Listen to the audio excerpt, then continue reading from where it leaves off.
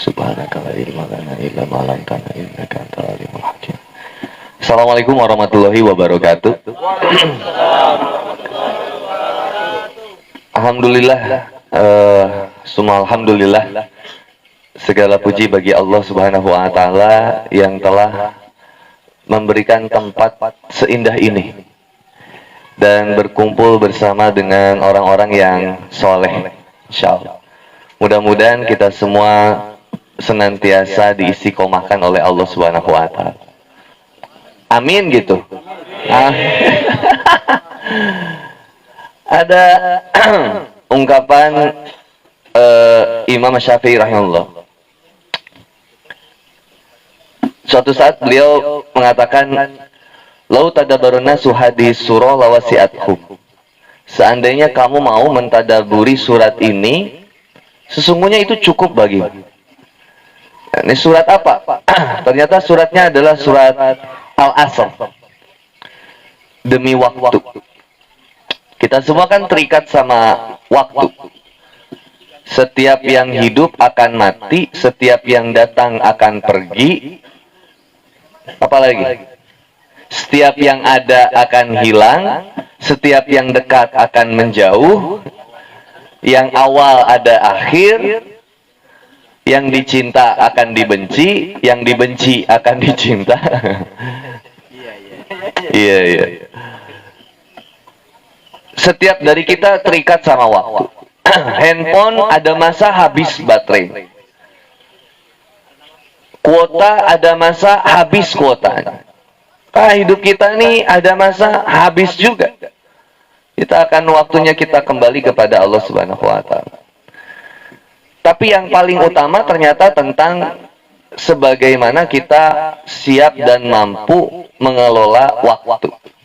Jadi yang hadir di malam hari ini adalah orang-orang yang terpilih, yang dilembutkan hatinya, diringankan langkahnya untuk memilih sesuatu yang dicintai oleh Allah. Jadi ini beruntung banget. Apalagi ada keinginan untuk bergabung, untuk membersamai komunitas Bikers Muslim Bulukumba. Ya intinya ikut gabung untuk sama-sama pengen jadi pribadi yang lebih baik. Wah ini luar biasa. Baru saya ini ketemu komunitas motor, dalamnya banyak ustadz. Biasanya brengsek semua. Ini soleh-soleh semua. Aneh. Ada dari kepolisian, ada yang dari kepala cabang Suzuki, ada yang dari, wah ini baik luar biasa ini. Ada imam besar. Ya memang besar terlihatnya. Ada tukang ruqyah. Allahu Akbar. Ini komunitas bikers muslim paling lengkap se-Indonesia ini BMB. Ruqyahnya ada, imam sholatnya ada, ngurus jenazah ada, yang kaya ada, yang miskin banyak hutang pun ada. Ini saling mengisi. Yang muda ada, yang muda banget ada. Si Fadli 15 tahun. Yang tua belum nikah ada. Ampun Bang Andi. Tapi istri saya nggak boleh dendam sama Ustadz itu. Daging ulama beracun.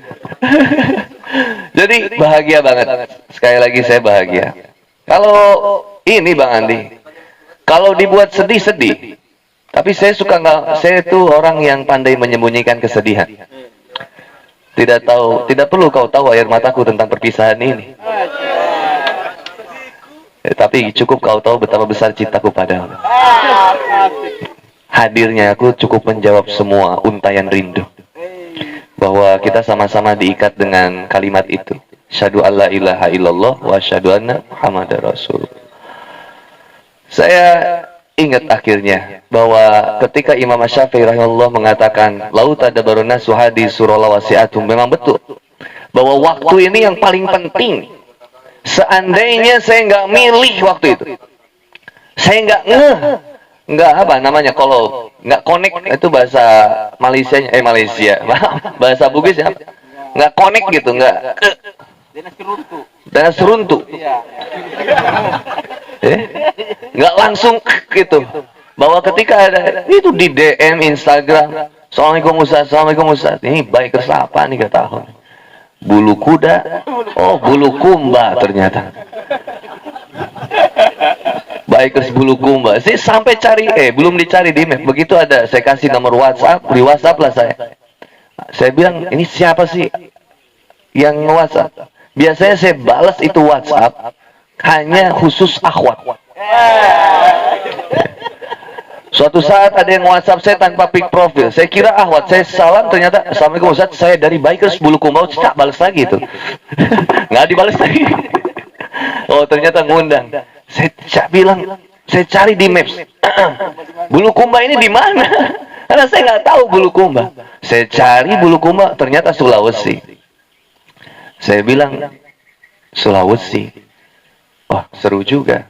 Saya iseng nanya, saya mau naik motor ke sana gimana? Disambut ternyata. Oke, katanya Ustaz. Oh, ini komunitas gila juga. Mau ngundang saya pakai motor. Mau berarti. Yang penting itu salah satunya segmen dakwah Handi Boni memang bikers. Jadi ada skala high priority kalau yang ngundangnya bikers itu. Pasti saya terima kalau bikers.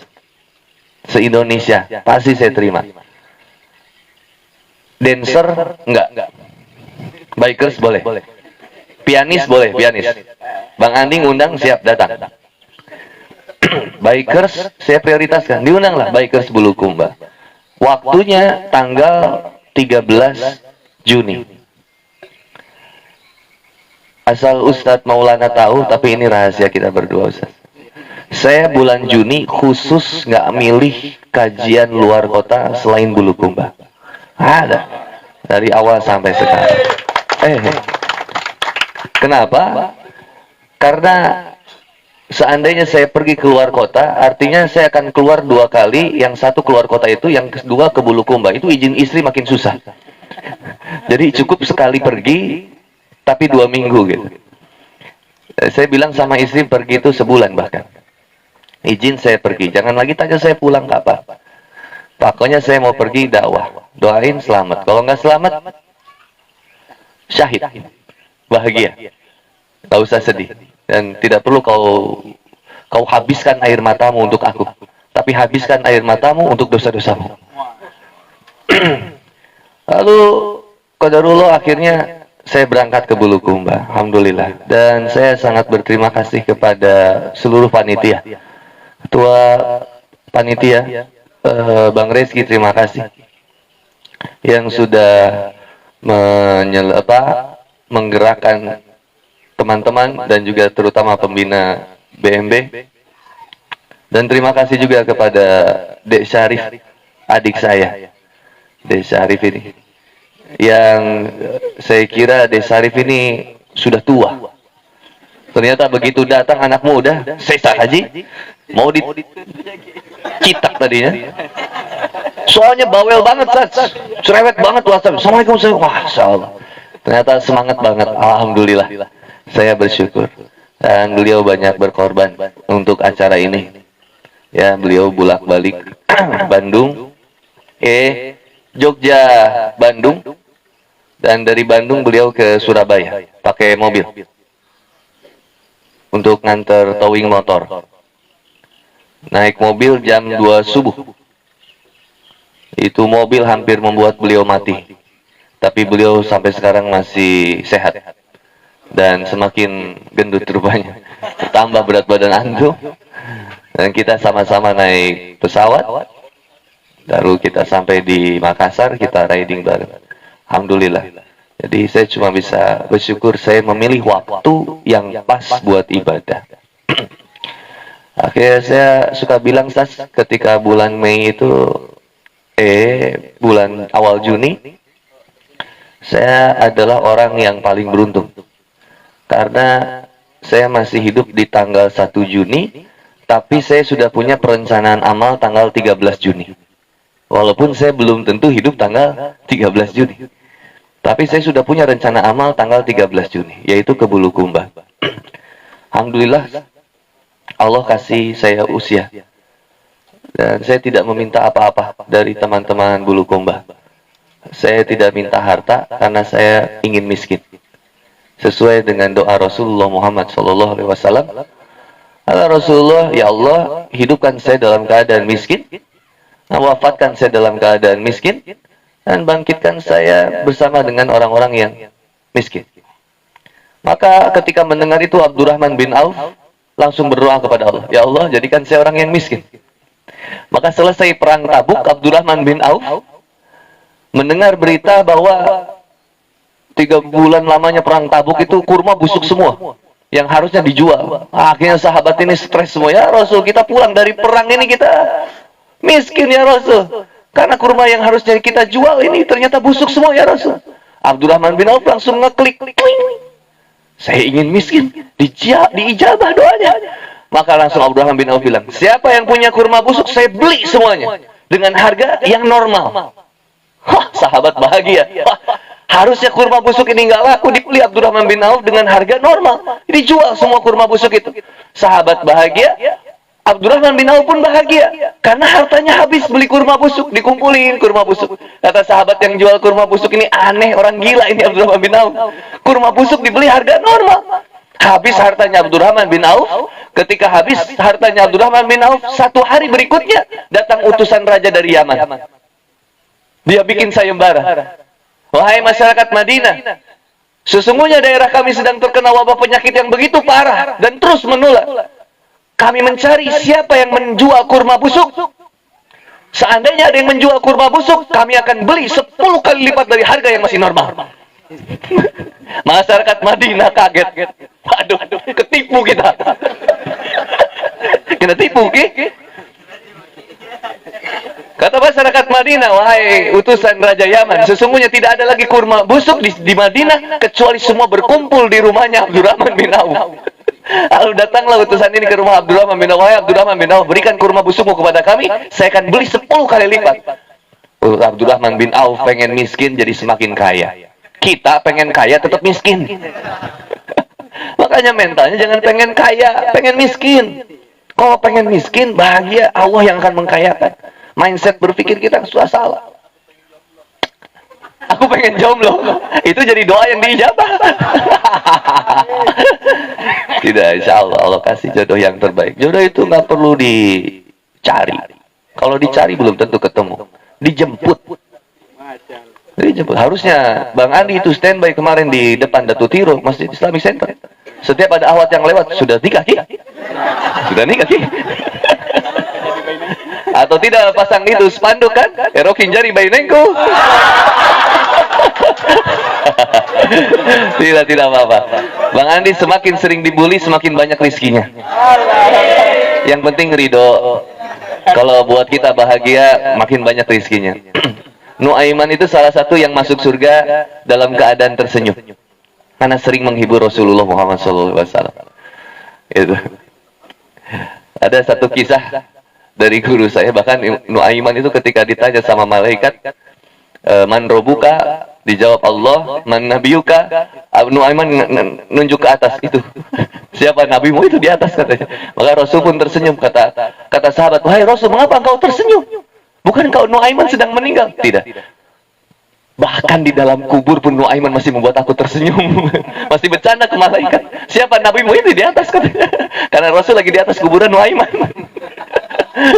Subhanallah, Allahu a'lam bishawab. Nah, ini kisah Abdurrahman bin Auf ini menandakan bahwa dunia ini biasa aja. Yang luar biasa itu ketika kita takwa kepada Allah. Punya sahabat itu biasa. Yang spesial itu ketika punya sahabat yang takwa kepada Allah. Perpisahan itu biasa. Yang jadi perpisahan yang berat itu adalah berpisah dengan sahabat yang takwa di jalan Allah Subhanahu wa taala. Maka saya paling membenci perpisahan, tapi perpisahan itu sebuah kepastian. Ditinggalkan atau meninggalkan itu sebuah jawaban.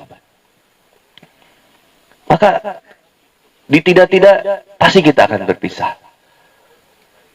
Suatu saat bikers Muslim Bulukumba akan mengalami masa duka dalam waktu dekat. Inna lillahi wa inna ilaihi rajiun. Telah berpulang ke rahmatullah sahabat kita. Karena sebelum ke Bulukumba, tanggal 3 Juni kehilangan sahabat seperjuangan.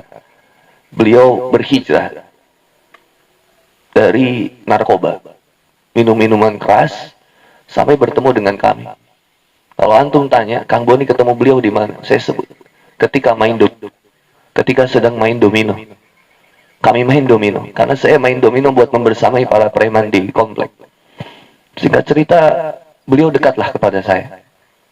Beliau bilang, saya pengen belajar. Kini kita ajarkan dari tahsin, membersamai beliau. Sampai beliau menemani saya ke Jogja, nemenin saya ke Semarang pakai mobil. Setiap dakwah saya beliau temani. Beliau habis waktu beliau bersama saya. Ternyata Allah lebih mencintai beliau. Pagi saya telepon, sudah siap belum sound system untuk disiapkan pada zuhur? Karena saya mau tausiah. Kata beliau, Pap, karena manggilnya Papa. Pap, nanti kita siapin dan insya Allah Pap, aku langsung yang ke sana. Qadarullah jam 11 beliau, 11 siang beliau kantor kami di Himah Dakwah.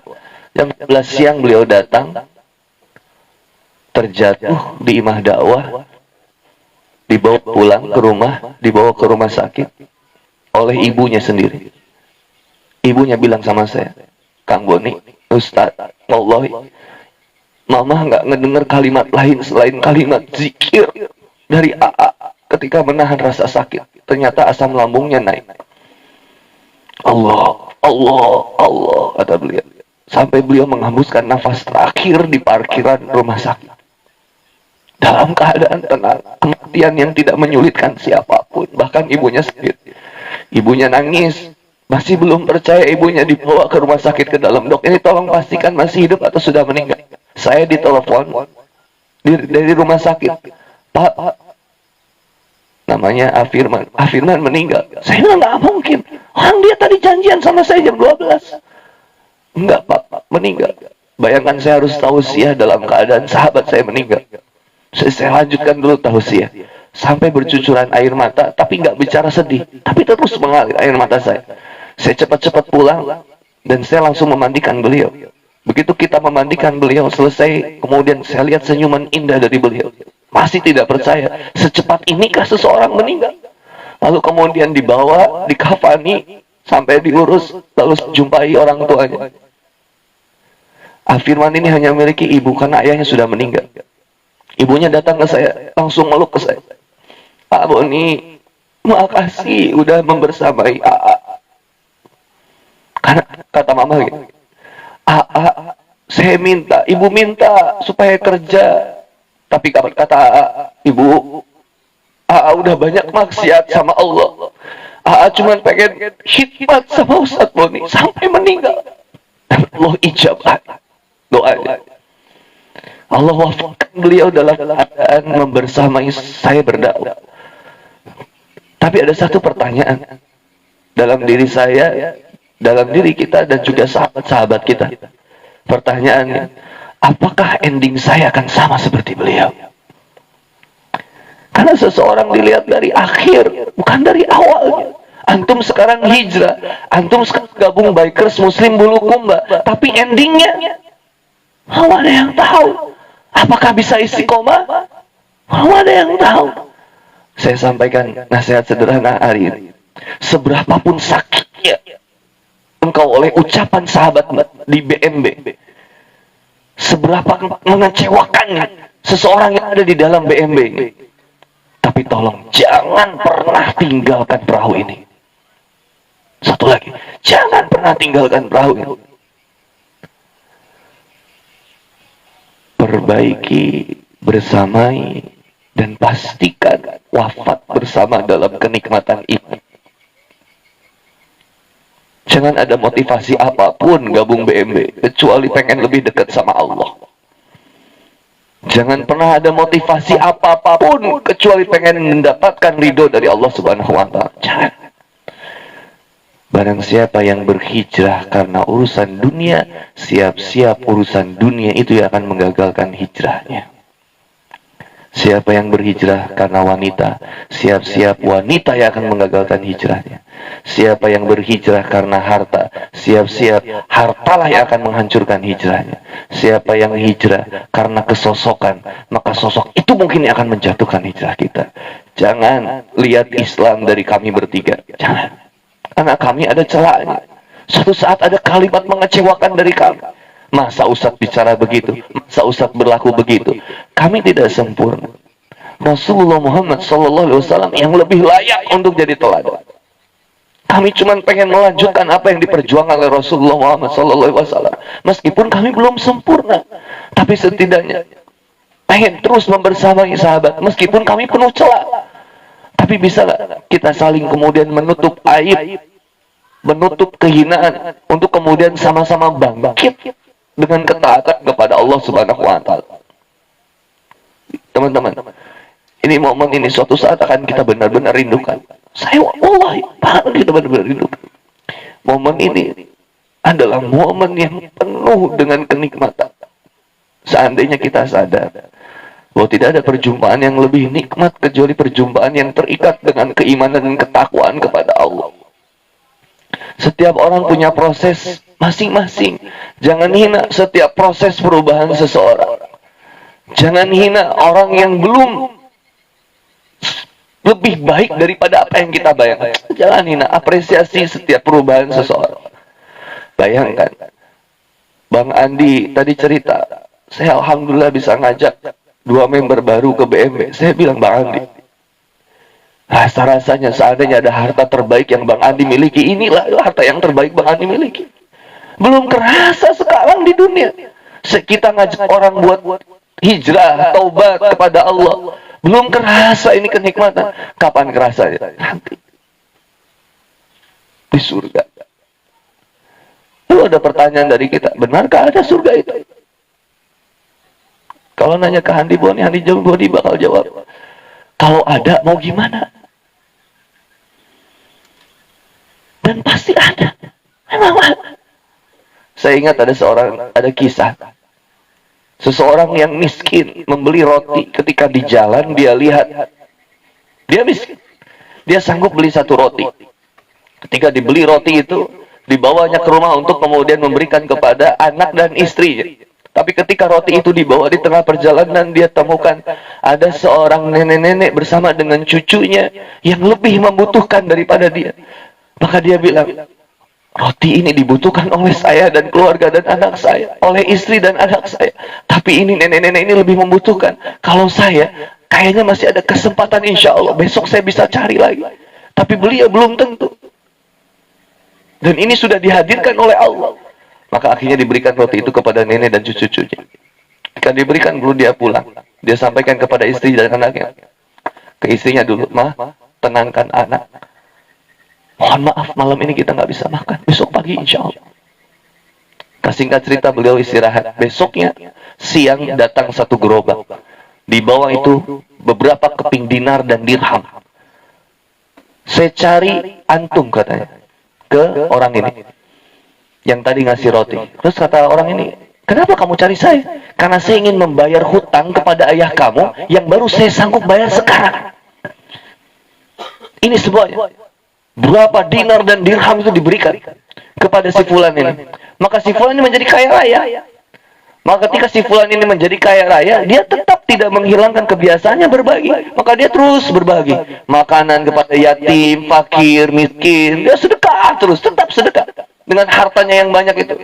Tapi suatu waktu beliau tertidur. Dan beliau bermimpi. Di mimpinya, beliau sedang ada di yaumil hisab. Yaumil mizan. Ditimbanglah amalnya. Ternyata amalnya, amal baik dengan amal buruk lebih berat amal buruknya. Lalu dia bilang, kenapa kan saya sudah banyak sedekah dengan harta saya, tapi kenapa amal baik saya justru ringan, amal buruk saya lebih berat? Lalu malaikat yang satu bertanya, masihkah ada amalan si fulan? Dia cuma bisa menangis. Lalu kemudian ada malaikat bilang, ada. Tiba-tiba datanglah seorang nenek dengan cucunya. membawa satu keping roti yang ditimbang di amalan baiknya. Begitu disimpan sekeping roti itu, langsung lebih berat amal baik daripada amal buruk. Langsung lalu kemudian dia terbangun. Sebelum terbangun, dia bertanya kepada malaikat, "Wahai malaikat, mengapa bisa terjadi seperti ini?" Kata malaikat, "Sesungguhnya satu keping roti yang kau berikan pada saat itu penuh dengan keikhlasan, padahal engkau pun membutuhkan. Sedangkan sedekah-sedekah yang kau biasa lakukan adalah sedekah yang memang kau mampu untuk berikan dan kau punya simpanan." Betapa beratnya kita sedekah, tapi kita juga butuh berat. Ayo teman BMB, kalau ada yang minjem uang ke kita, tiba-tiba, ada SMS atau WhatsApp, "Assalamualaikum bro, gimana kabarnya bro? Sehat?" "Alhamdulillah sehat." "Gini bro," nah udah mulai gak enak hati kita. "Gini bro, kali aja megang nggak 300.000. Sekarang cara pandangnya jadi gini. Kalau datang ke kita, dari sekian banyak sahabatnya yang diingat cuman kita. Kalau kita punya, jangan ditidakadakan. Berikan. Kalaupun kita masih belum kuat iman, setengah-setengah aja. Saya punya 300.000, antum butuh 300.000. Ya udah, 150.000 buat antum, 150.000 buat pegangan saya. Artinya ketika ada seseorang yang memohon pertolongan kepada kita, memang sudah Allah tunjukkan kita yang bisa nolong. Maka solidaritas bikers itu selalu lebih tinggi. Suka malu kita kadang-kadang sama bikers harusnya. Bikers itu solid. Pandang merek bersatu di parkiran. Rapat safnya. Mau motor Honda, mau motor Beat. Motor Beat ini memang motor buaya hijrah rata-rata. Motor Beat, motor Vario, motor itu semuanya bersatu. PCX, NMAX, Royal Enfield. Meskipun kalau di mall ada khusus ya, CC di atas 500 itu pisah tempatnya, eksklusif. Nah kita nggak boleh. Tapi kalau lihat motor tuh biasanya di parkiran, wah sama. Mau motor jenis apapun, wah sama safnya. Safnya lurus dan rapat. Tapi kalau kita masuk masjid, di pengajian, kita mulai beda-beda. Jadi si fulan begini, si fulan begini. Kenapa lebih soleh motornya daripada orang? Harusnya lebih soleh orang. Sama kucing kita malu juga ya. Kucing itu santun, baik. Siapapun dia datangi, berhusnuzon kepada Allah. Siapa barangkali dia akan memberikan saya makan. Meong, meong, meong. Terus berbuat baik. Kucing, ikan. Suka lihat ikan? Lihat di akuarium, zikir terus sama Allah. Allah, Allah, Allah, Allah, Allah. Ikan. Kita susah zikir sama Allah. Kalau lagi naik motor kata Rasul, ketemu tanjakan, takbir. Ketemu mudun, tasbih. Ketemu lurus, tahlil. Kalau nanjak itu bukan, weh tanjakan bro. Bukan tanjakan bro. Takbir. Allahu Akbar gitu. Ketemu dunan, subhanallah. Lurus, la ilaha illallah. Zikir terus naik motor itu pak. Jadi kalaupun tabrakan syahid. Ana waktu itu dikejar waktu, harus ke Jogja, cepat. Tiba-tiba Ana bilang saya nggak mau kebut-kebutan, karena takut nabrak. Tiba-tiba teman saya bilang ini, Ustaz, kenapa Ustaz takut kebut-kebutan?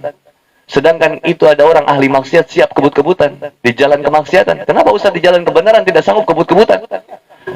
Nantang kami kau. Oke, gaspol. Wah! Kebut. Tiba-tiba ada yang tabrakan di depan. Wah! Bukan dari kami, tapi orang lain juga tabrakan. Astagfirullahaladzim. Langsung kita. Drop pula mental kita kan. Drop mental kita. Karena kita lihat ada yang tabrakan. Begitulah hidayah. Hidayah itulah harus selalu kita tertimpa suatu musibah. Kadang harus melihat sesuatu. Cegar melihat orang. Wah. Tapi 2 kilometer di depan sudah kebut-kebutan lagi kita. Begitu juga hijrah. Kali ini kita ingat kepada Allah. Kali ini kita ingat kepada ukhuwah. Suatu saat kita akan dibuat lupa. Tapi pesannya supaya nggak lupa apa? Ala bizikrillahi tatma'innul qulub. Hati yang senantiasa ingat kepada Allah. Allazina yadhkuruna Allah qiyaman wa qu'udan wa 'ala junubihim wa yatafakkaruna Allah. Khalqis samawati wal ardh. Lihat doa, Rabbana ma khalaqta hadza batila subhanaka faqina azabannar. Canggih Quran ini, Masya Allah. Dia berdirinya, duduknya, berbaringnya ingat Allah. Dan senantiasa berdoa, ya Allah, memang tidak ada yang sia-sia ya Allah. Kau datangkan sahabat yang baik, aku bersikap baik, itu sudah biasa ya Allah. Tapi ketika engkau datangkan sahabat yang buruk, aku bersikap baik, itu yang kau kehendaki ya Allah. Maka ajarkan kami bagaimana selalu bersikap baik kepada semua orang ya Allah. Ajarkan kami bagaimana untuk selalu mencintaimu ya Allah. Ajarkan kami untuk senantiasa hanya berharap kebaikan darimu ya Allah. Sudah cukup bagiku ya Allah.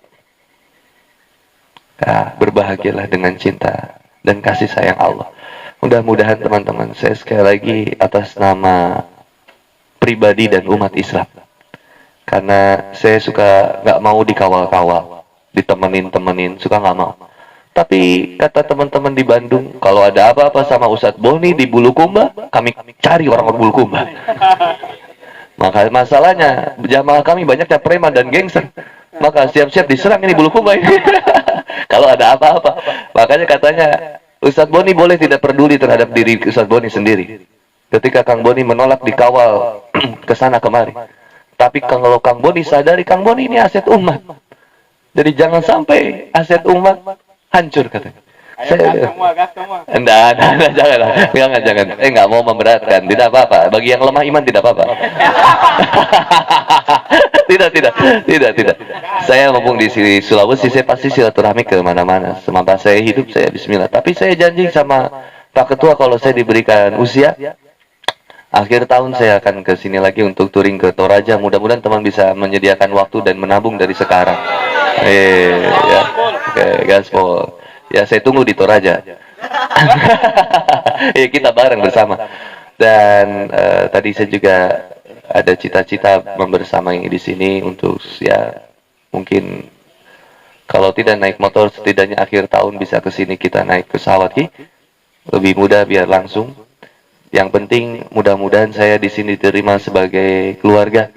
Karena saya juga sudah punya baju Bulukumba Bikers. Sudah punya, walau meskipun ini terlalu kecil tapi tidak apa-apa. Tidak.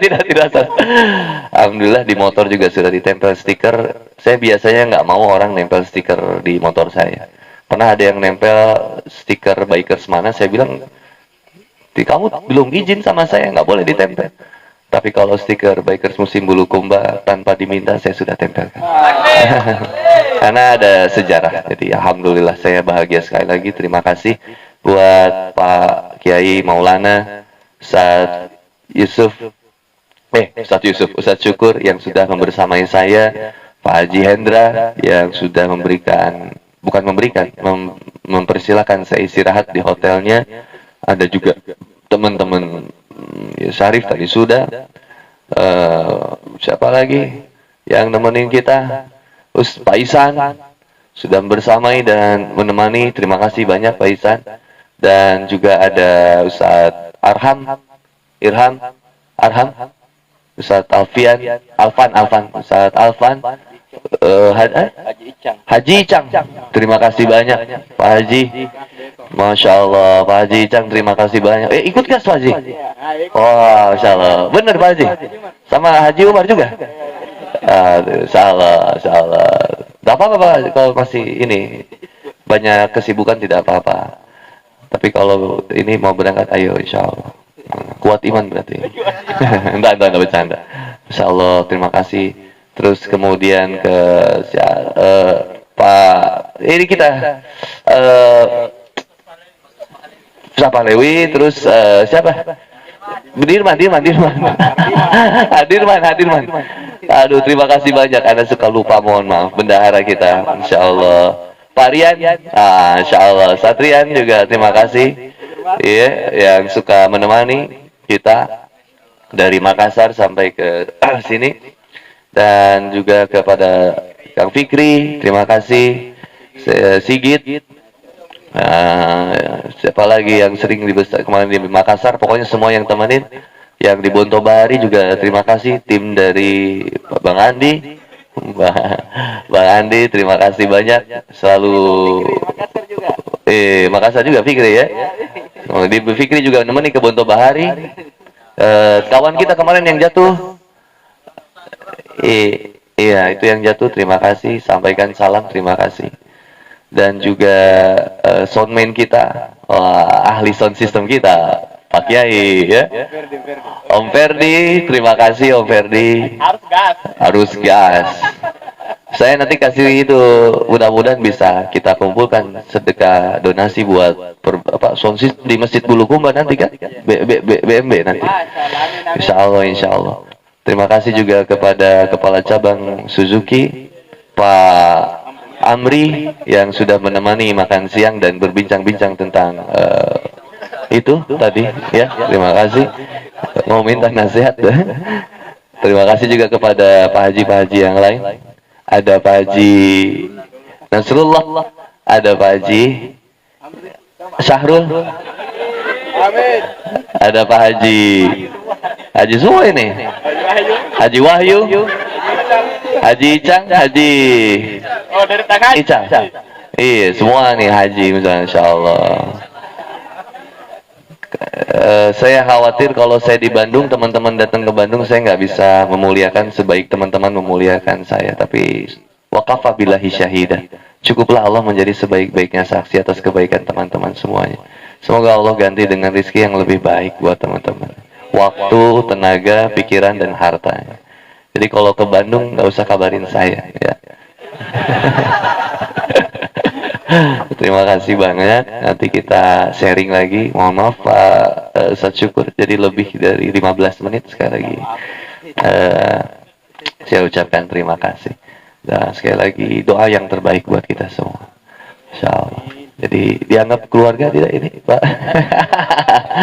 Terima kasih ya sekali lagi. Salam dari istri-istri saya juga buat teman-teman. Mudah-mudahan diberikan kesehatan. Mohon maaf belum bisa berkunjung ke sini. Mudah-mudahan suatu waktu bisa saya bisa bawa istri buat ke sini, insyaallah. Dari taufiq wal hidayah. Wassalamualaikum warahmatullahi wabarakatuh. Assalamualaikum warahmatullahi wabarakatuh.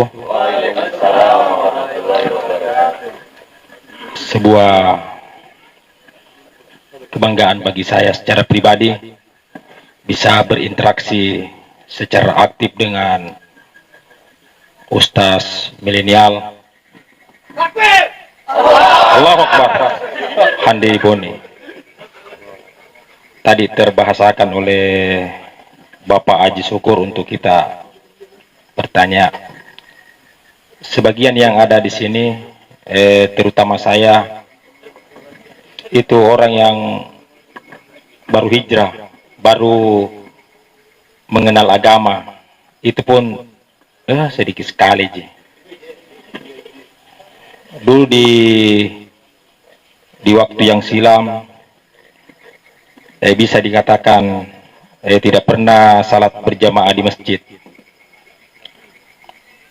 Biasa bolong-bolong. Nah, ini menjaganya itu kan memang agak berat. Misalnya saya 9 tahun tinggal di Makassar, tidak pernah baca Al-Quran, biar sepotong. Memang tidak ada mentung Quran di tempat tinggalku. Nah, ini yang pertanyaan untuk itu, bagaimana supaya kita bisa intens membaca Al-Quran. Kemudian saya sebenarnya ada sifat buruk. Saya itu orangnya los-los. Sebenarnya itu saya selalu mau tahan. Ceplos-ceplos Ustaz. Jadi saya itu orang yang cepat tersinggung, tidak bisa akrab dengan saya. Tapi sebenarnya saya tidak ada jadi hati. Bukan juga pendengki dan lain sebagainya. Cuma begitu kalau bahasa Bugisnya itu semula jadi. Maksudnya saya selalu mau merubah itu. Pernah ada kisah, mungkin sebagian tahu di tempat ini ada teman ustaz. Saya disampaikan bahwa itu ustaz tidak salat berjamaah di masjid. Lalu saya cek, ternyata dia kurang menerima, Pak Ustaz, kurang menerima dikasih begitu. Padahal yang saya ini 4 orang yang menyatakan sama saya, termasuk yang di samping itu. Nah, coba saya bilang ke dia karena temannya jangan sampai ada konflik sama Ustaz. Nah, bagaimana itu Ustaz? Juga pernah juga ada Ustaz tersinggung sama saya masalah rokok. Masalah rokok, dia tersinggung, padahal yang saya tahu itu kalau Ustaz itu meskipun dia manusia biasa, dia tidak boleh tersinggung. Kenapa dia tidak boleh tersinggung? Karena dia biasa memfatwakan tentang tidak boleh tersinggung, memfatwakan tentang kebenaran dan lain sebagainya. Sehingga memang perilaku Ustaz itu harus di atas rata-rata, tidak boleh sama dengan jamaah. Nah, barangkali itu saja Pak Ustaz. Bagaimana bisa, karena kalau istiqamah itu kan berat toh, gampang jadi ucapkan. Bagaimana misalnya kita salat berjamaah. Dulu itu Haji Syukur tahu itu saya suka menjudi. Dia satu nggak ada syukur, Haji Syukur ada situ. Tapi dia tidak menjudi, Dimainkan. Ya, Dimainkan. enggak. Oh, enggak. Dia tidak pernah tergoda. Barangkali hanya itu. Nah, itu yang tadi si Paku itu yang padahal bukan itu untuk mencela. Begitu Pak Ustaz. Demikian. Assalamualaikum warahmatullahi wabarakatuh. Iya, Bang Musafir, terima kasih. Jadi setiap orang yang buruk setiap orang yang baik kan punya masa lalu yang buruk. Setiap orang yang buruk punya masa depan yang terbaik. Jangan pernah menilai seseorang pada hari ini dengan masa lalunya, nggak boleh. Dan tidak perlu juga terjebak dengan masa lalu ketika kita hidup di hari ini. Maksudnya, ketika kita mandang orang, jangan mandang masa lalunya, tapi pandanglah dia hari ini dan cita-cita dia di masa depan.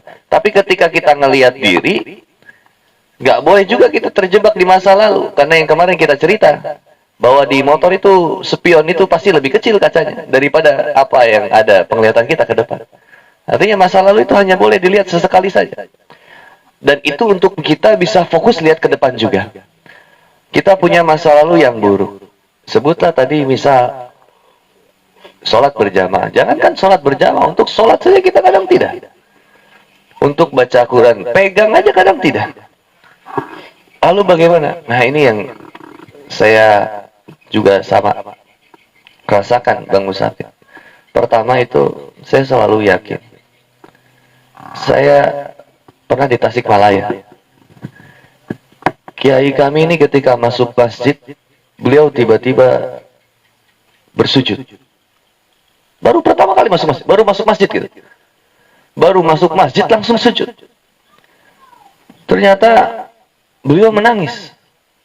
Oh, kemudian kita tanya, kenapa Kiai nangis? Ada salah apa? Ada sakit apa? Karena kita khawatir beliau sakit. Lalu kata Pak Kiai, saya lupa. Saya dilupakan oleh Allah masuk masjid menggunakan kaki kiri. Langsung sujud, nangis. Kita ini yang di belakang mikir, kita selama ini masuk masjid tidak pernah ingat kiri dulu atau kanan dulu.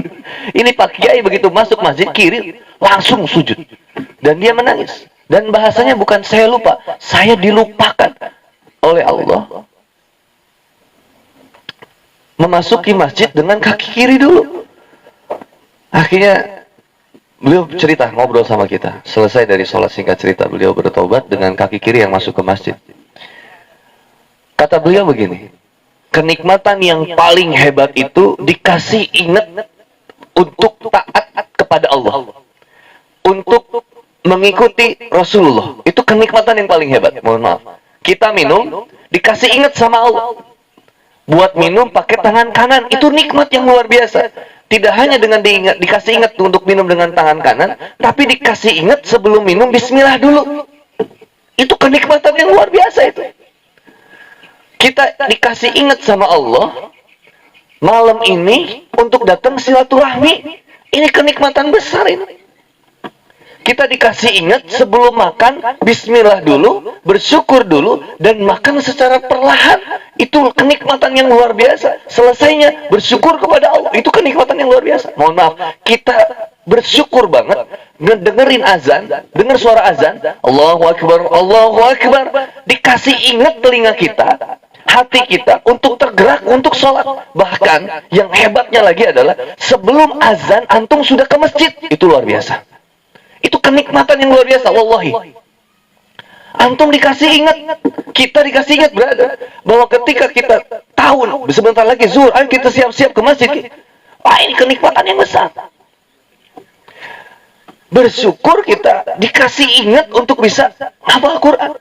Maka lihat Bang Musafir yang dirahmati oleh Allah Subhanahu wa taala. Ketika Bang Musafir bilang, "Ustaz, saya dulu begini, saya dulu begini." Saya akan bilang, berkah untuk Bang Musafir.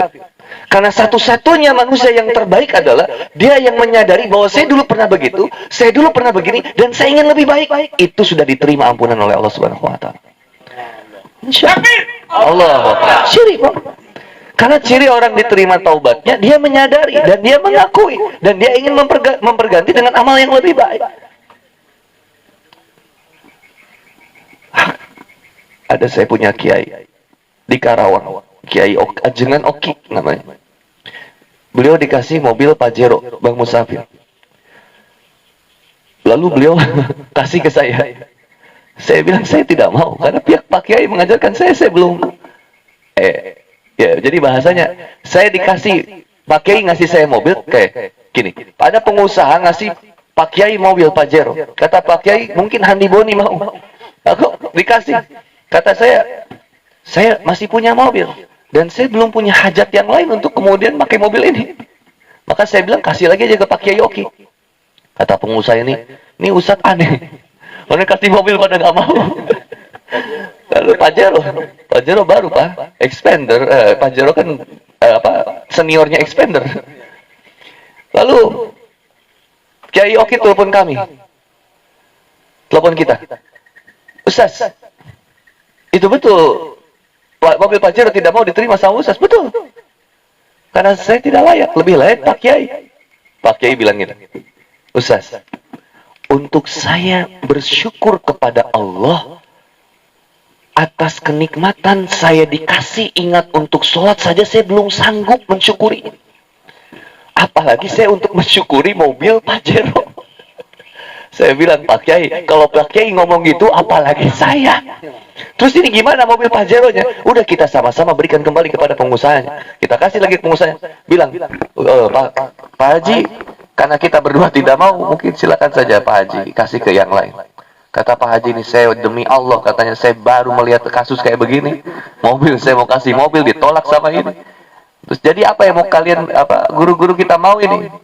Saya bilang ke Pak Kiai Oki, ke Pak Haji, Pak Haji, kalau Pak Haji mau bantu Pak Kiai Oki, jangan kasih mobil. Kiai Oki ini sedang bangun pesantren, maka bantulah bangun pesantren. Akhirnya kata Pak Haji gini, Pak Kiai, berapa pesantren itu saya bangun dari awal sampai berdirinya. Akhirnya Pak Haji ini ngeluarin 1 miliar. Saya bilang, Pak Kiai Oki ini cerdas juga. Nolak mobil Pajero seharga 500 juta, dapat 1 miliar. Tapi bahasa ini lihat, saya belum mampu mensyukuri nikmat sholat. Itu kata kunci yang luar biasa. Untuk saya dikasih ingat, saya berdosa aja saya udah bersyukur. Artinya saya dikasih ingat bahwa saya salah. Saya ingat Pak Haji, Ramadan kemarin Bang Musafir, datang satu preman ke saya. Preman di Bandung. Dia bilang, Ustaz, bulan Ramadan ini kami kacau sekali Ustaz, gagal kami. Saya bilang, kenapa emangnya Bang? Gagal kita Ustaz. Saya puasa jarang, sahur jarang, kadang kita ada sahur, siang buka. Sholat jarang, apalagi tarawih kami tidak melakukannya Ustaz. Tapi saya bayar zakat Ustaz. Terus saya bilang, terus apa yang salahnya Bang? Ini kacau saya Ramadan ini. Saya bilang nggak kacau Bang. Macam mana? Kenapa tidak kacau Ustaz? Saya bilang, justru Abang ini berhasil mendapatkan bulan Ramadan, kemenangan bulan Ramadan. Ini premannya bilang, Ustaz ngaco. Kok bisa saya dapat kemenangan bulan Ramadan? Saya puasa tidak, sholat pun tidak. Tapi saya bayar zakat memang. Tapi kenapa saya disebut menang bulan Ramadan? Karena abang menyadari bahwa abang brengsek. Itulah menangnya abang. Abang nggak menang di sholat, nggak menang di zakat. Tapi abang menang di kesadaran abang. Itu modal awal untuk melalui syawal. Abang diterima amalnya, saya bilang, insya Allah. Karena ada orang melalui bulan Ramadan, dia udah pede duluan. Alhamdulillah Ustaz. Saya suka tanya ke forum-forum saya kecil, bagaimana Ramadan Anda, Ramadan antum kali ini? Itu banyak dari kawan kita, jamaah kita bilang, Alhamdulillah Ustaz, Ramadan ini olas. Saya khatam 2 kali. Saya tarawih tidak terlewat. Saya tahajud juga. Sahur selalu kemudian saya di akhir waktu. Selalu saya sholat 5 waktu. Duha, alhamdulillah kekerjakan. Rawatib 12 Ustaz, saya tambah Ustaz bahkan. Jadi lebih kan ya? Saya bilang antum gagal. Kenapa gagal Ustaz? Karena antum tidak menemukan celah antum di mana di bulan Ramadan. Itu gagal itu. Kalau orang yang berhasil itu pasti menemukan celah. Ingat kata Ustaz Musli kemarin kita forum pertemuan asatis Bulukumba. Orang yang merasa salah itu benar, orang yang merasa benar itu salah. Orang yang merasa bodoh itu pintar, orang yang merasa pintar itu bodoh. Orang pintar minum tolak angin. Sederhana kehidupan ini. Satu yang itu mungkin Bang Musafir. Yang kedua tentang sifat kita yang tadi disebut los-los atau sojadi apa tadi? Sembola jadi. Dari lahir sudah seperti itu. Jadi kita ini adalah ujian satu dengan yang lainnya. Bang Musafir itu bisa jadi ujian buat Handi Boni. Handi Boni bisa jadi ujian buat Bang Musafir.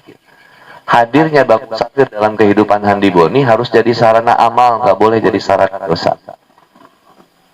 Hadirnya Handi Boni bagi Bang Musafir harus jadi sarana amal, nggak boleh jadi sarana dosa. Ada orang-orang yang dihadirkan di dunia ini bukan untuk buat kita bahagia, tapi untuk membuat kita lebih sabar. Ada itu.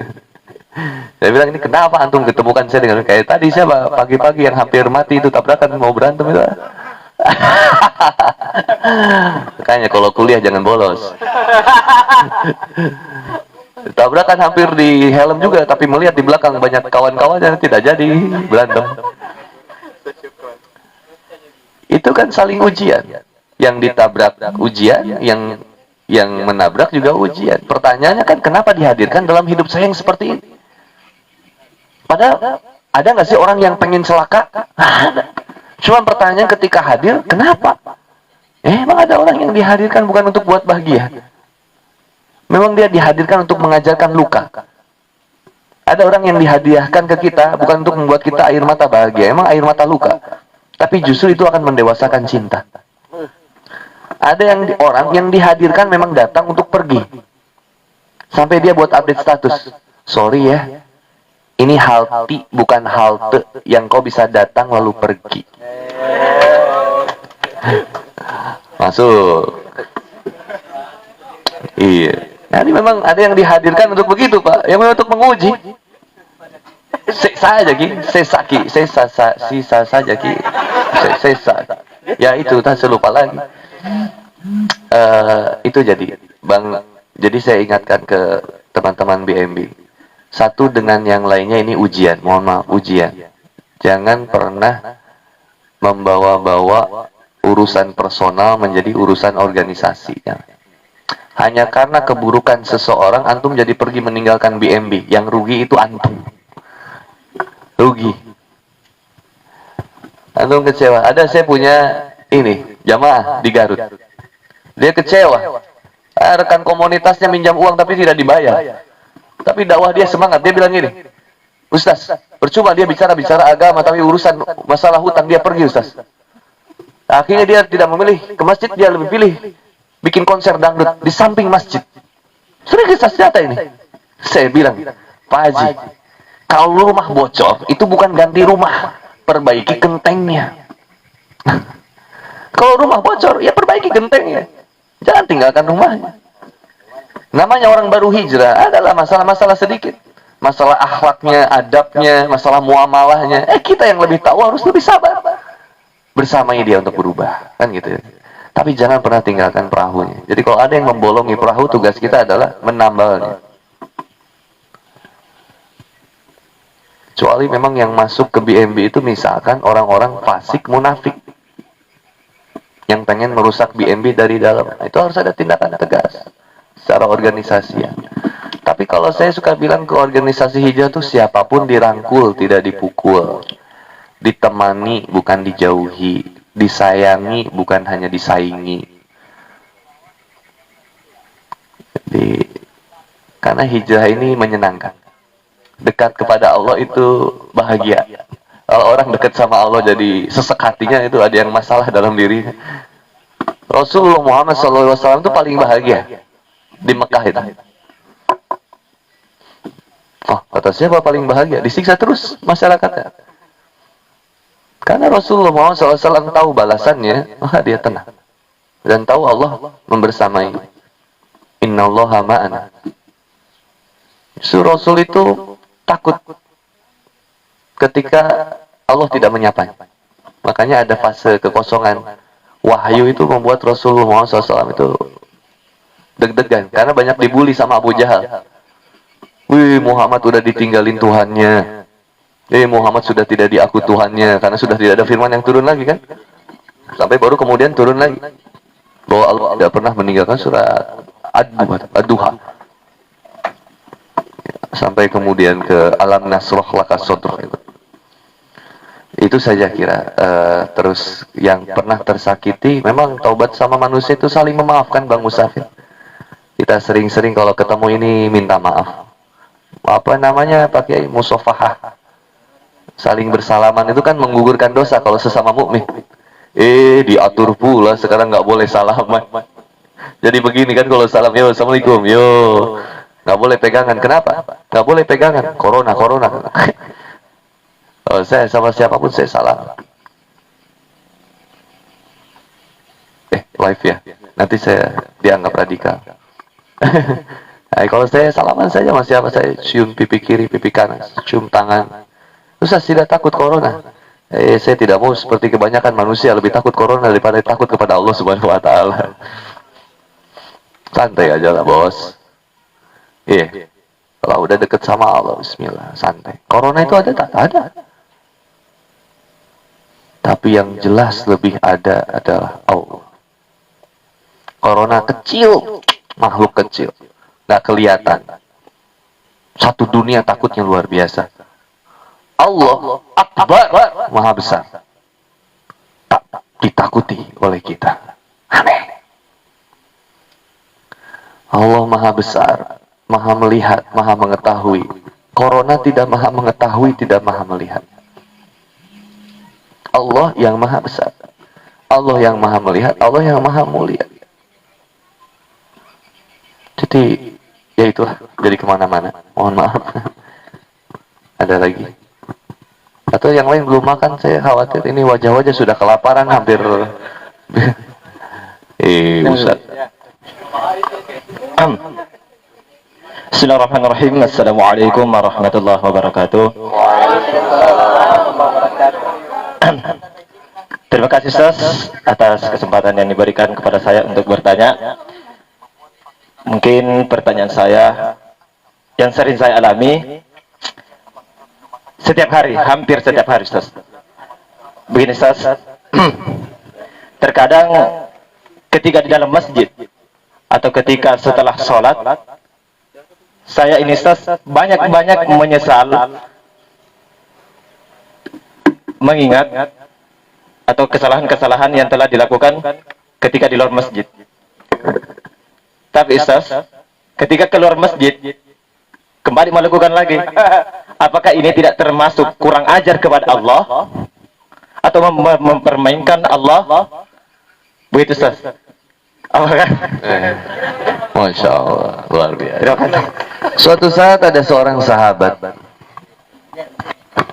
berjalan berlari tergesa-gesa datang kepada Abu Bakar As-Siddiq radhiyallahu anhu.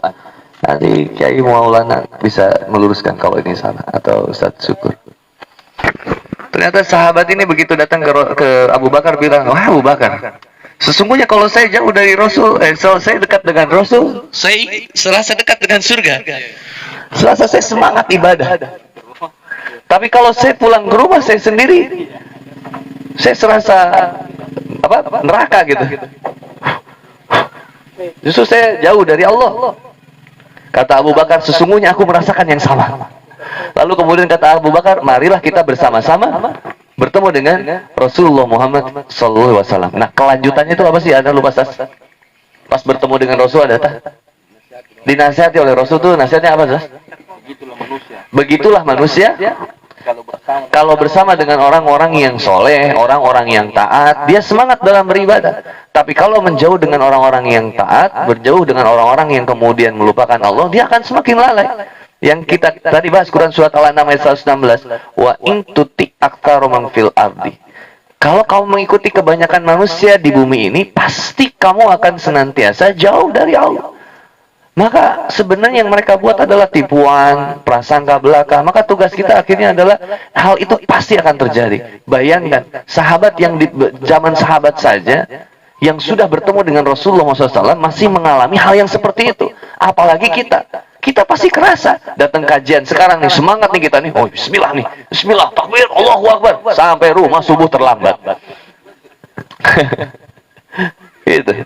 Nah, ini jadi gimana PR-nya? Inilah pentingnya membuat satu baiti jannati, membangun perubahan dari rumah. Ki Hajar Dewantara pernah mengatakan, konsep struktural dalam pendidikan Indonesia, 3 pondasi yang harus dibangun. 1 dibangun dari rumah, 2 dibangun dari sekolah, 3 dibangun dari lingkungan. Kebayang nggak? Tempat aktivitas kita, lingkungan kita, keluarga kita, semuanya sama-sama mengajak kita ke takwa kepada Allah Subhanahu Wa Taala. Aman nggak kira-kira? Aman. Antum, maaf. Teman-teman belajar punya lingkungan BMB. Tempat kerja, oke. Misalkan masih bangka, atau kemudian tempat di dealer kah, atau tempat kemudian di kantor mana yang belum tentu memotivasi antum lebih dekat kepada Allah Subhanahu Wa Taala. Maka tugas saya di tempat kerja itu adalah, tugas kita di tempat kerja itu adalah, saya akan berusaha menjadi orang yang memotivasi orang lain untuk takwa kepada Allah Subhanahu Wa Taala. Itu ada yang di kepolisian, ada yang di kantor pajak mungkin, ada yang kemudian di dealer motor, ada yang kemudian di radio, ada yang kemudian di mana, di kampus di mana. Saya harus mewarnai, bukan diwarnai. Saya harus menyelam, bukan tenggelam. Sama-sama masuk air, bos. Sama-sama masuk air. Ada yang menyelam, ada yang tenggelam. Orang yang menyelam tidak pernah menikmati keindahan. Orang yang menyelam selalu menikmati keindahan lautan, dan dia bisa mengambil banyak pelajaran ketika dia menyelam. Tapi orang yang tenggelam tidak pernah menikmati keindahan lautan. Ada orang yang tenggelam, antum selamatkan, lalu antum tanya, tadi ketemu SpongeBob nggak di dalam? Susah. Orang dia kepikirannya mau mati. Tapi kalau orang yang menyelam, dia bilang di bawah ada ini, binatang laut, ada bintang laut, ada ini, ada ini, ada ini. Bahkan dia sempat selfie di sana. Bahkan ada satu tempat yang tempat menyelamnya itu bisa bawa motor ke dalamnya. Subhanallah, ya udah disediakan motor di bawahnya buat selfie. Jadi wajar. Sama, Handibo ini pulang dari Bulukumba bisa jadi lemah.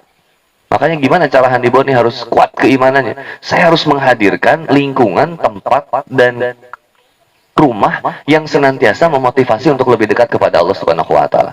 Nah, kalau antum mau melakukan percepatan, dalam arti bagaimana caranya beramal cerdas di waktu terbatas. Wah, ini keren jadi tema kajian. Gimana caranya kita beramal cerdas di waktu yang terbatas? Usia kita beda-beda, tapi percepatan itu bisa kita lakukan. Salah satunya apa? Melakukan sesuatu yang nggak biasa dilakukan pada orang yang ada di usia kita. Kalau yang lain senang main game, saya senang kemudian ngafalin Quran, gitu misalkan. Yang lain senangnya begini, saya senangnya begini. Kunci dari peradaban manusia, terutama orang Islam maju itu adalah dari rajin membaca. Saya kira kalau kita belum punya sirah nabawiyah atau apa, belilah buku untuk kemudian kita pelajari. Minimal kita yang sudah berumah tangga, kita punya Riyadus Shalihin, punya Bulughul Maram, punya fikih sehari-hari yang bisa kita bacakan ke istri kita. Istri itu bukan kita datangi, dipakai, pergi. Disetubuhi ya. Iya, bisa betul. dipakai. Ya di itu apa? Yang jomblo tidak paham. Istri itu bukan untuk itu aja. Ada Allah. Kalau jomblo bukan takbir, yang jomblo takdir. Nah, teman-teman, bayang Pak, tugas kita, doanya Rabbana hab lana min azwajina wa dzurriyyatina qurrata a'yun waj'alna muttaqina imama. Tapi kita tidak pernah berusaha menjadi pemimpin dalam keluarga. Nggak pernah dikasih direction. Istri kita nggak pernah dikasih arah gimana supaya jadi wanita yang soleha. Anak kita nggak pernah dikasih arah gimana caranya menjadi anak yang soleh ataupun soleha. Nah, terus gimana antum bisa menjadi pemimpin di tempat kerja, antum bisa menjadi seorang pemimpin di kampus antum, tapi antum nggak bisa menjadi pemimpin di rumah tangga? Sama, saya juga lagi latihan. Saya harus menjadi pemimpin. Ketika saya pulang ke rumah tuh saya seperti pemimpin. Maka istri saya akan bilang, Papa mau mandi, mau makan dulu, mau minum dulu. Mau kopi, teh, air putih, air madu, atau mau aku dulu? Hai, bos. Bos jangkrik, bos. Itu baru yang satu. Kebayang kalau kita pulang yang satu lagi kan? Kalau akur itu enak. Kalau nggak akur nggak nikmat. Nah, istri itu nyambut, bukan nyambit. Istri itu nyambut depan rumah. Aisyah radhiyallahu anha nyambut Rasulullah tuh depan pagar. Ya Rasulullah, datang dipijitin, masya Allah. Kasih air teh, dikasih air teh itu kan? Ketika dikasih air teh, suatu saat sama Rasul dihabiskan minumnya. Begitu dihabiskan, kata Aisyah, ya Rasulullah, biasanya engkau menyisakan minum sedikit untukku, untuk kita minum bersama di tempat yang sama. Coba bayangin Pak, romantis ya ini. Kata Rasul, tidak apa-apa, saya saja. Dibawa ke dapur, dihabiskan lagi sama Rasul. Kata Aisyah, ya Rasulullah, kenapa tidak disisihkan sedikit seperti biasa? Masih ada sisa sedikit, kata Rasul. Kalau kau masih mau minum, silakan kau minum. Begitu diminum, asin. Ya Rasul, minumannya asin, maafkan aku. Kata Rasul, nggak apa-apa saya. Tehnya boleh asin, tapi perasaanku selalu manis. Ini romantis Rasul. Coba kalau bapak kita dikasih minum air asin, begitu diminum pertama, kau buat teh saja saya sudah bayar 150 juta, pandai pun tidak becus kau bayar. Masih bangga. Jadi Pak, romantis. Rasulullah SAW lagi ngejahit baju kan? Aisyah tengok. Ya Rasulullah, biar saya lanjutkan. Dilanjutkan oleh Aisyah. Rasulullah lagi nyuci. Kata Aisyah, ya Rasul, biar saya lanjutkan. Dilanjutkan oleh Aisyah. Dan Rasul kasih. Ini bapak nyuci. Begitu bapak nyuci, kata istri, nah gitu dong. Ya, beda kualitas imannya. Maka gimana caranya supaya kita bisa ngajak istri kita sama-sama taat kepada Allah? Istri harus taat sama siapa? Bukan sama siapa-siapa. Bukan sama sosmed.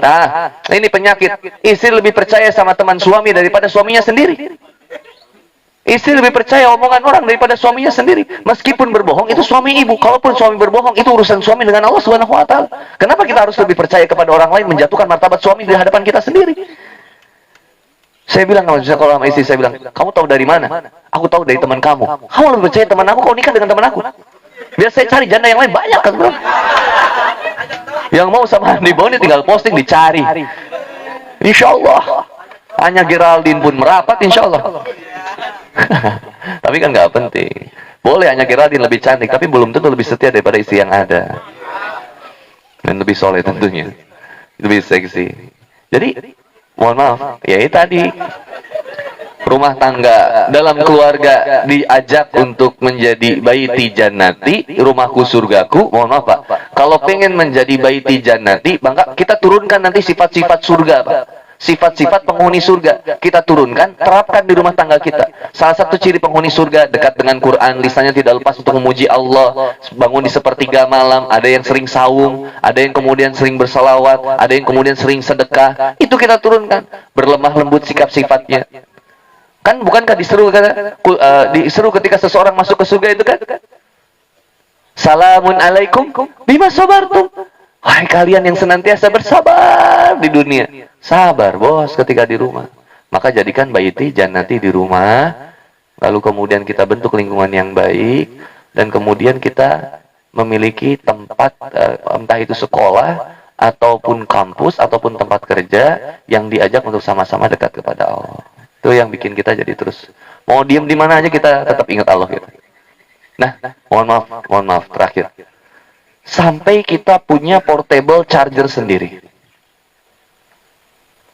Ali bin Abi Thalib radhiyallahu anhu pernah menyampaikan, bagaimana kamu bisa berbicara iman kalau kamu tidak mampu menjaga pandanganmu, satu.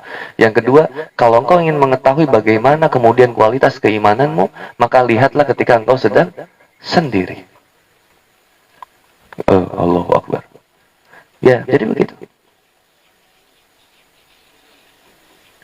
Ya. Iya, jadi begitu. Ya. Kita punya portable charger sendiri.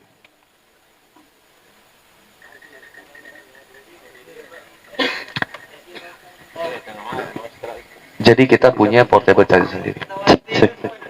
Terakhir.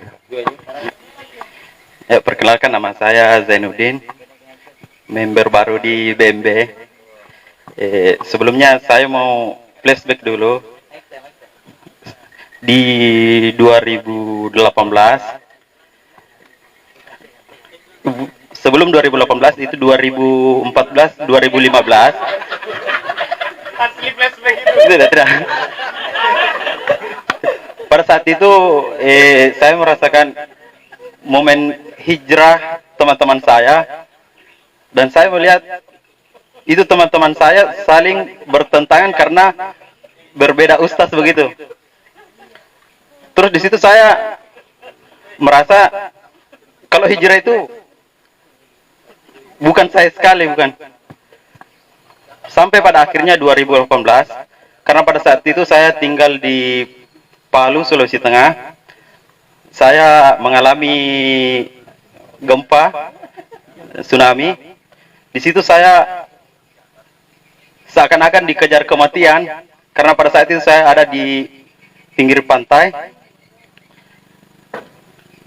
Ya, itu cuma apa namanya, sampai kepada sekitar 6 bulan kemudian saya merasa dekat dengan Tuhan, tapi saya tidak ngeh begitu dengan perintah-perintahnya. Bahkan pada saat itu ya, saya percaya Tuhan, tapi saya tidak melaksanakan ajaran-ajarannya. Bahkan pernah suatu ketika saya kehilangan dompet begitu, tapi saya tidak merasa sedih atau apa, tapi saya tidak menjalankan perintah agama.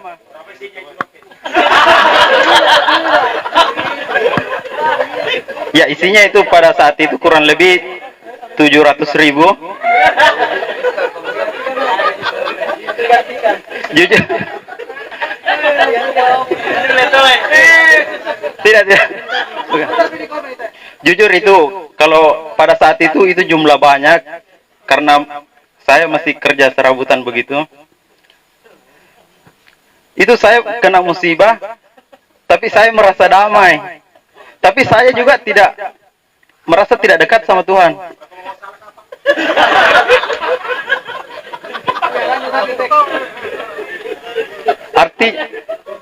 Artinya saya merasa pada saat itu mungkin kalau saya terus begitu saya bisa jadi ateis, karena saya merasa damai tapi tidak dekat sama Tuhan. Terus masuk ke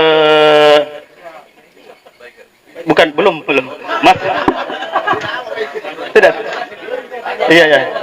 Masuk ke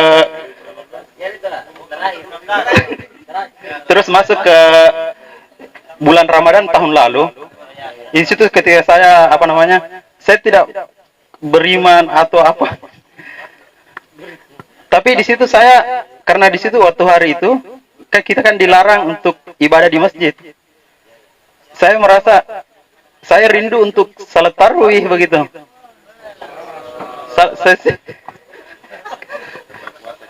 Ya, saya buka puasa di masjid. Di situ mungkin titik balik saya. bagaimana saya bisa mungkin dekat lagi, sampai ketika takdir membawa saya ke Bulukumba karena suatu pekerjaan. Ya, saya kerja di kantor pertanahan. Terus, dan jujur saja saya masuk di BMB bukan karena apa namanya? Awalnya bukan karena misalkan untuk belajar dekat dengan agama atau apa. Saya cuma bilang saya mau berteman dengan orang-orang baik begitu. Sebelum saya ketemu dengan orang-orang yang satu frekuensi sama saya waktu sebelum itu. Terus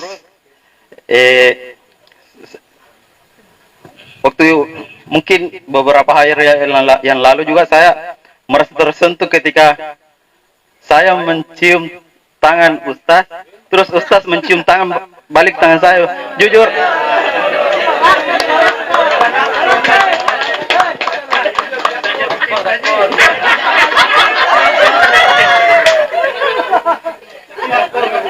Jujur, jujur itu untuk pertama kali saya berjabat tangan kepada seorang ustaz dan dia balik mencium tangan saya. Terus,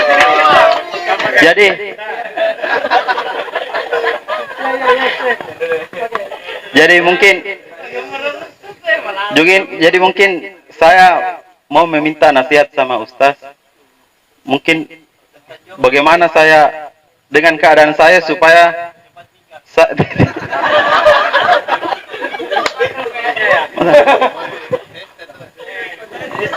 karena begini, saya takut saya berada di kedamaian saya waktu itu yang jauh sama Tuhan, tapi saya merasa damai. Saya takut hal itu kembali kepada saya. Terima kasih. Assalamualaikum warahmatullahi wabarakatuh. Iya, terima kasih ya. Bang siapa tadi namanya? Zainuddin.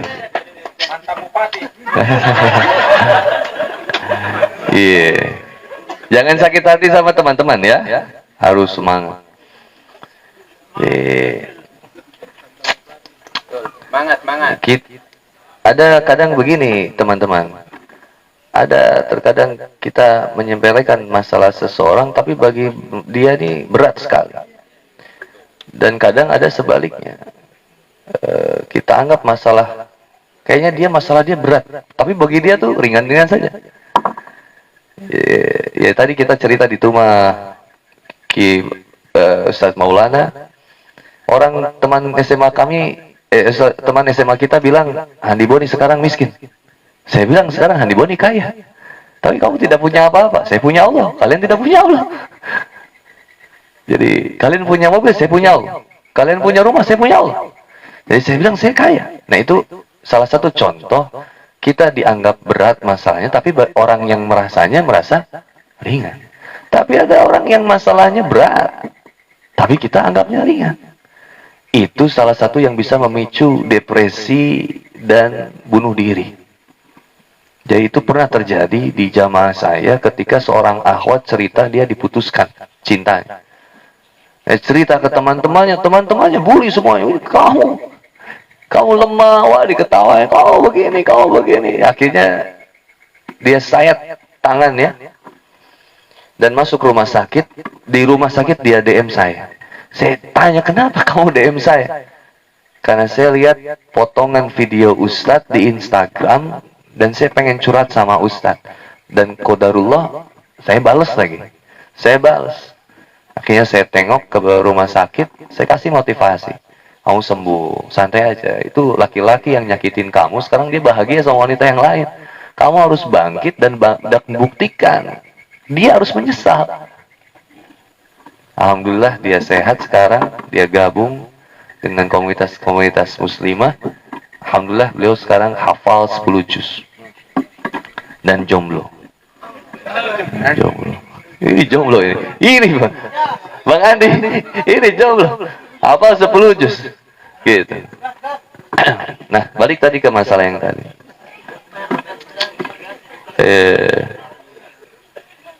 Tadi pertanyaannya apa ya? Oh, nasihat.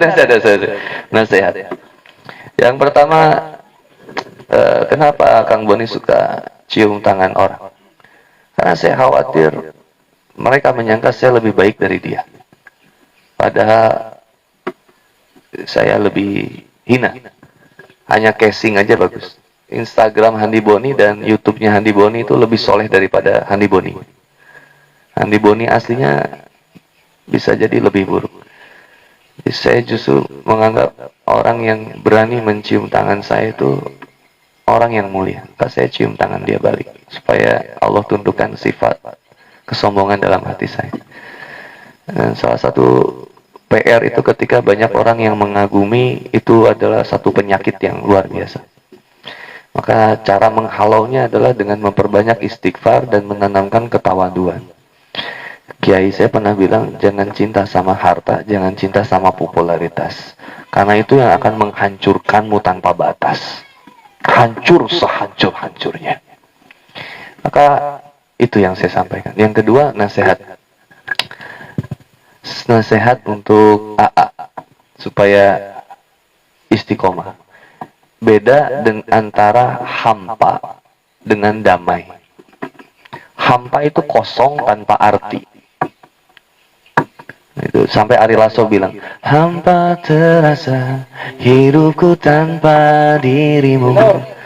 Apakah di sana kau rindukan aku seperti diriku yang selalu merindukanmu, selalu merindukanmu. Nah, ini kita coba tafsir lirik ya, bismillah.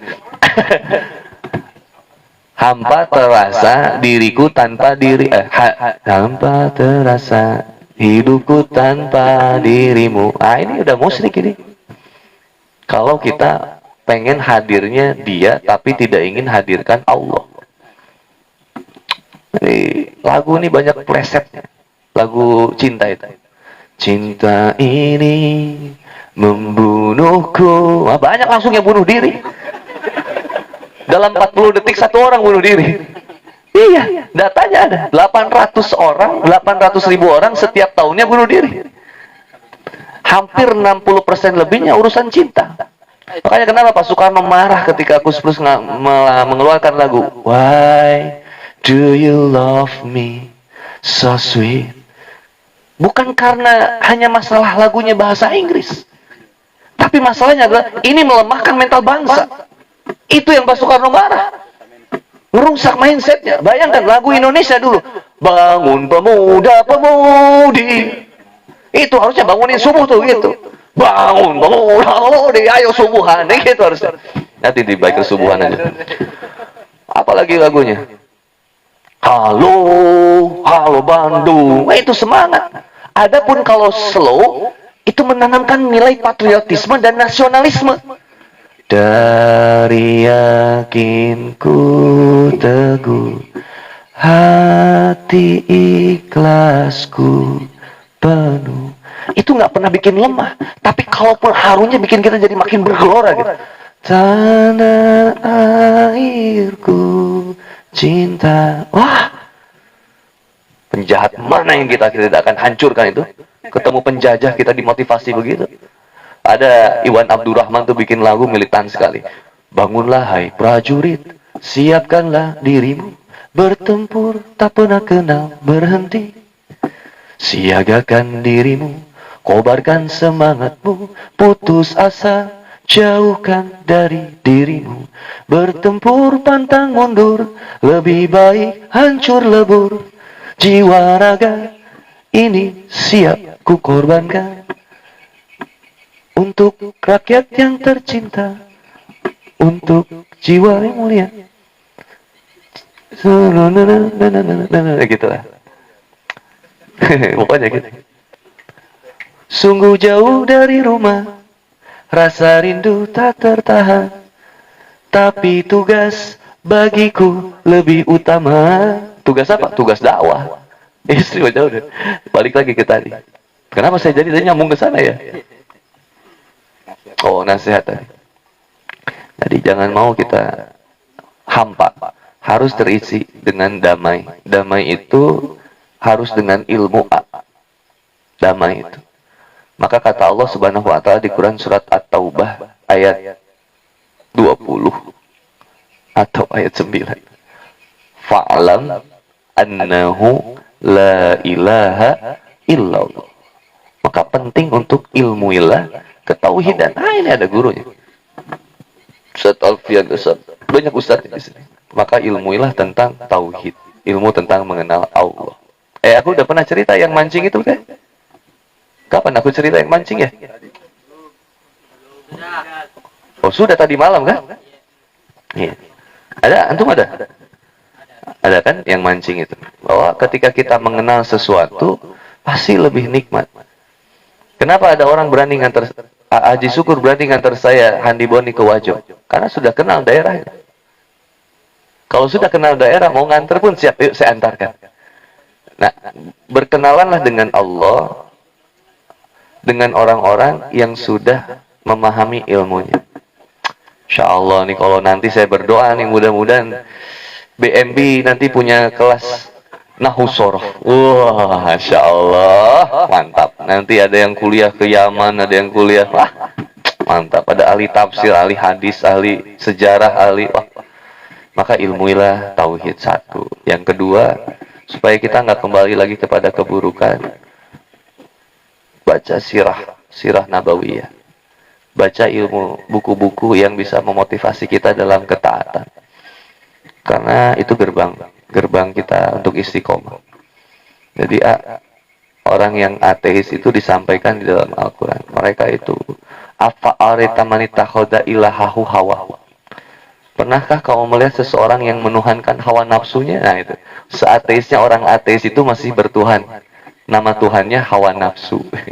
Nafsu untuk tidak bertuhan gitu. Nah nanti kita ketemu juga orang yang terlalu nafsu dalam bertuhan. Seolah-olah dia yang paling suci. Jadi sampai berani menyalah-nyalahkan orang lain. Di mana kita posisinya? Jadi Islam yang wallace. Slow, santai kayak Rasulullah Muhammad SAW. Yang tidak pernah menghinakan seseorang, selalu memandang seseorang dengan kebaikan. Untuk kemudian diajak berhijrah kepada Allah Subhanahu wa Ta'ala. Allahu a'lam bishawab.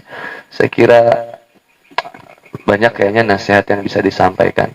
Kalau saya sampaikan mungkin tidak bisa terlalu ingat. Tapi mudah-mudahan bisa ingat. Yang paling sederhananya, jangan pernah berhenti menjadi orang baik meskipun orang-orang yang di sekitarmu tidak memperlakukan dengan baik. Jangan pernah menyerah untuk mencoba. Jangan pernah mencoba untuk menyerah. Allahu a'lam bishawab. Terima kasih. Sekali lagi saya sampaikan terima kasih buat teman-teman semua. Ada sesuatu yang boleh dipaksakan. Tapi banyak hal juga yang tidak boleh dipaksakan seandainya itu menghadirkan kemudorotan dalam kehidupan kita. Seperti besok berangkat ke Wajo. Tidak dipaksa. Iya, Ki? Yang mau ikut silakan. Tapi jangan sampai dolim sama keluarga, sama istri, sama anak, sama pekerjaan. Ya. Kecuali yang selesai. Yang sudah usai. Selesai tugas-tugasnya. Maka saya doain nih semua jadi pengusaha yang sukses nih. Ya, enggak, yang udah jadi profit income gitu. Yang istri dikasih 10 juta sehari tuh tenang gitu, nggak marah-marah, jadi cukup segitu kan? Ya, teh ya cukup segitu. Kita punya istri kasih. Tenang kalau jadi pengusaha itu. Mau kerja, ya gimana kita? Iya, kalau kerja sama orang, seperti tadi, Bang Andi tadi kayak ada masalah sama Handi Boni. Baru bertemu sudah pergi lagi. Saya bilang ada masalah apa ini Bang Andi sama saya? Saya punya salah, Ki? Atau karena tadi malam Bang Andi dibully terus sampai akhirnya Bang Andi sekarang harus pergi lagi? Tidak usah, sini saya harus menghadap atasan. Oh beda itu ya, siap bos. Berangkat. Tapi nggak masalah, kita mau kerja dimanapun selalu ingat bahwa mudah-mudahan berkah. Ya Pak Polisi, Pak Muin, mudah-mudahan Pak Muin juga sehat, berkah, Insya Allah. Pak Ustaz kita membawa kebaikan dimanapun kita. Alhamdulillah di BMB ada Pak Muin. Jadi kalau ada penjahat gampang ditangkap nih Pak Muin. Tapi saran dari saya nanti Pak Muin kalau ada penjahat ditangkapnya jangan dikasih ke penjara dulu Pak Muin. Tolong penjarakan dulu di Sekre BMB. Penjarakan dulu di situ biar di tazkiyatun nufus dulu, olahraga, ada olahraga, olah rasa sama olah rasio.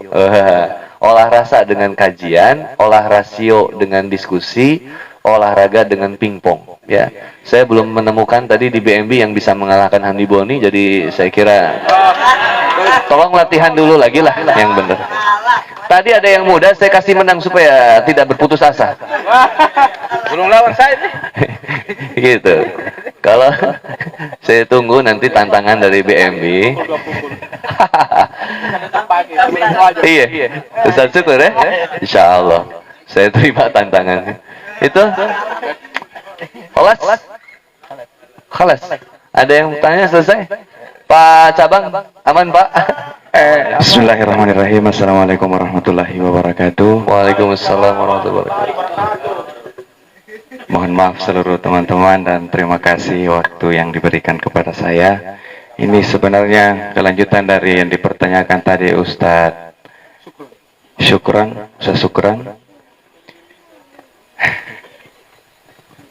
Namun sebelumnya mungkin ada ya pendahuluan dulu dari saya. Terima kasih sudah berkunjung di Bulukumba Ustadz. Dari hati kecil saya ingin sekali bersama Ustadz selama di Bulukumba. Tapi takdir berkehendak sehingga baru ini pertemuan yang kedua bisa bertemu langsung dengan Ustadz. Karena kemarin itu beberapa hari yang lalu banyak di luar Bulukumba. Salah satunya fokus membersamai adik saya tatar dulu beberapa waktu karena saya baru tahu kalau ternyata umurnya sudah 24 tahun. Ya, dan ada apa dengan 24 tahun? Ya, saya menikah di umur 24 tahun. Dan saya tidak mau lewatkan sejumlah keindahan itu dilewatkan sama adik saya. Iya.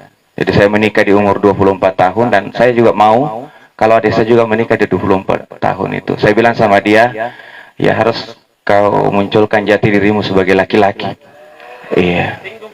Karena ternyata menikah itu hanya 1% nikmatnya, 90% nikmat banget.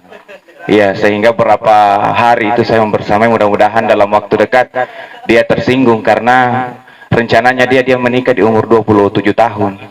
Bilang, ya. Ah, ini yang aneh. Karena setelah pertemuan saya, dia tulis di medsosnya 12.12.21. Anu bagus. Ternyata itu sudah ditetapkan tanggal pernikahannya. Yang lucunya belum ada calonnya sampai sekarang. Iya. Itu tanggal 12 bulan 12 2021. Selanjutnya ya, karena saya dengar Ustadz Hendi Boni akan tinggalkan Bulukumba besok. Iya, dan tadi sudah dipancing, tadi ada lirik-lirik yang dinyanyikan. Dan mudah-mudahan saya penanya terakhir. Ya, saya bukan juga penyanyi, tapi ada persembahan dari saya untuk Ustadz Hendi Boni. Ya, ya, duduk saja. Ya, persembahan lirik. Iya.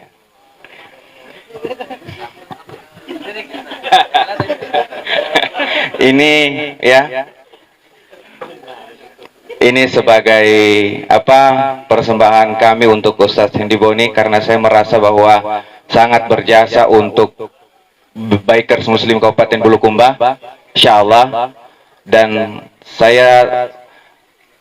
lirik ini saya dihadiahkan oleh salah satu guru saya di tahun 2004. Ya, dan ini yang kedua kalinya mungkin saya ulangi. Jadi saya tidak hafal, saya baca. Pertemuan kita di suatu hari menitiskan ukhuwah yang sejati bersyukurku kehadirat ilahi di atas jalinan yang suci. Namun kini perpisahan yang terjadi, dugaan yang menimpa diri, bersabarlah di atas suratan, ku tetap pergi jua. Kan ku utuskan salam ingatanku dalam doa, kudusku sepanjang waktu. Ya Allah, bantulah hambamu mencari hidayah daripadamu dalam mendidikkan kesabaranku.